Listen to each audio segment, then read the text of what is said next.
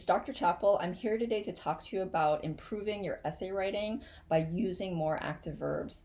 The single best tip I have for you to improve your essay writing is to get rid of the to be verbs weighing down your writing and incorporate more active verbs. Using more active verbs in your writing has a way of immediately making your writing stronger and clearer and more professional sounding. So let's get started. First off, we need to ask, what is an active verb? So an active verb can include a lot of physical action verbs like jump and run and fly and skip and meander, but it can also include active verbs that have to do with, that are not physical. Articulate and find, show, indicate, enhance. Basically, when we use active verbs, we're trying to get rid of these to be verbs, which generally lead to weak writing. So if you have a sentence with 3 to be verbs in the same sentence, you have a weak sentence. My dog is sick, so we are going to the vet because I am hoping he gets better. This is a pretty natural sounding phrase if you're going to say it out loud, but if you're going to write it in an essay, it comes off as a little flabby and wordy. And so we want to try to use active verbs to get those out of there. In some cases, you'll have a to be verb in every sentence that you're using. The author is Rachel Carson. She is the author of Silent Spring. It has been called the book that launched the modern environmental movement. So what's happening here is we're kind of having trouble just articulating our ideas. We're kind of still figuring out what we're trying to say. And so we're using these to be verbs as a crutch. And so it's not coming off very strong. She is Rachel Carson. She is the author. And if you notice that one active verb launched the modern environmental movement, it actually is the whole paragraph is kind of relying on this really nice active verb that kind of strengthens the writing. So that's what we want more of in our writing.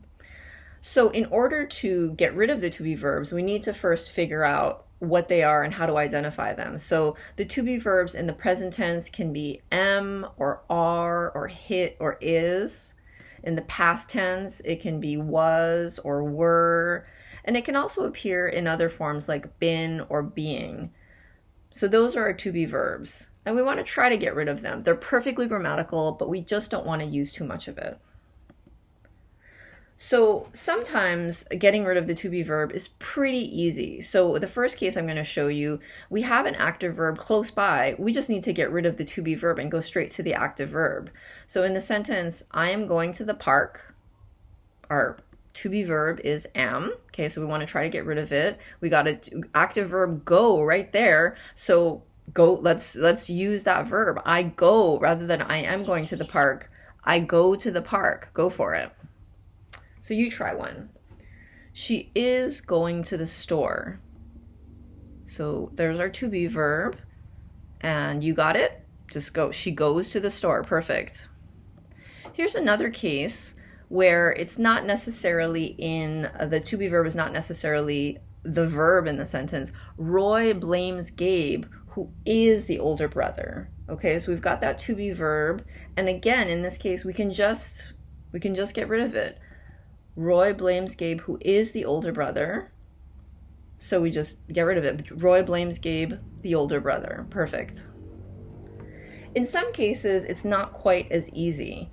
So here we have a sentence where you need to kind of figure out who's doing the action in the sentence. Who's the subject? Gabe is treated unfairly and Roy is favored.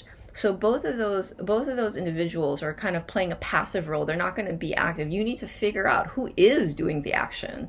So there's our to be verbs, and we want to get rid of those. So who's favoring Roy? Who's treating Gabe unfairly? Maybe it's the teacher. The teacher treats Gabe unfairly and favors Roy. Okay, so you want to identify who's doing the action and put them at the beginning of the sentence and give them that active verb. So you try one. The dead body was found in the river. Okay, we've got our to be verb, was found. The dead body is not going to be doing much activity. The body is dead. Okay, so we need to figure out who was doing the action, who found the dead body. So you might want to say the police found the dead body in the river, or maybe the fisherman found the dead body in the river. Okay, so you need to figure out what is the subject that's doing the actual action. Okay, this one's a little harder. It's the same idea. You need to figure out who's doing the subject. There are many similarities between Gabe and Roy. Roy and Gabe are similar. Pretty blah sentences. Pretty blah sentences. In order to make it stronger, you want to give it an active verb. So who is doing the action, and what would be the active verb? Okay, so Gabe and Roy are similar. Really challenging, right? How do we get rid of that? We need to be creative and find an action. Roy and Gabe share many similarities. The final example I'll give you, sometimes you need to, it's not just about finding the subject who's doing the action, sometimes you need to find the verb. So in this one, you have Elizabeth is a strict but loving mother. She is a strict but loving mother. So we're all adjectives. We're all adjectives. How can we figure out the verb that she's actually doing? It is Elizabeth who's doing the action, but we need an active verb, not just adjectives. So here's what you could do. Elizabeth establishes strict rules for her children because she loves them. Yes, she's a loving mother. She loves her children, and she establishes strict rules. Okay, so we needed to find that active verb. You try. My dog is hairy and cute. Okay, we need to get rid of that to be verb. My cute dog has a lot of hair, right? Got rid of the to be verb. Cute dog has a lot of hair. Done. That's it. Good luck incorporating more active verbs into your writing, and I'll see you next time.